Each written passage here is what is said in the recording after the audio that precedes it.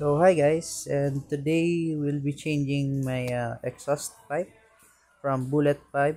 Papalitan natin ng Akrapovic Black Warrior, which is dual exhaust.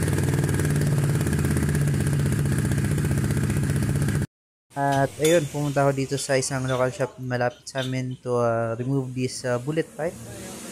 Kasi ayun, gusto ko ng black na exhaust. So I bought this one and ikakabit nila.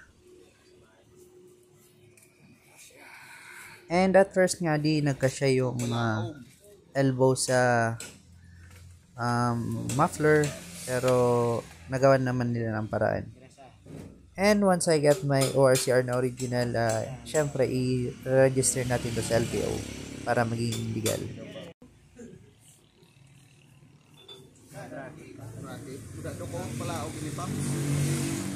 At dito nagkaroon ng small problem.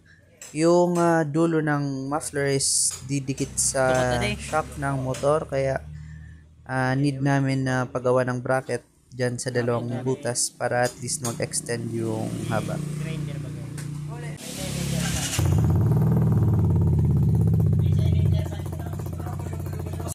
So ayun, nag-sound check ako sa nakakabit na muffler.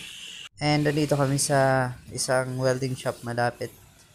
Doon na yung ginawa yung bracket. And finally, sound check.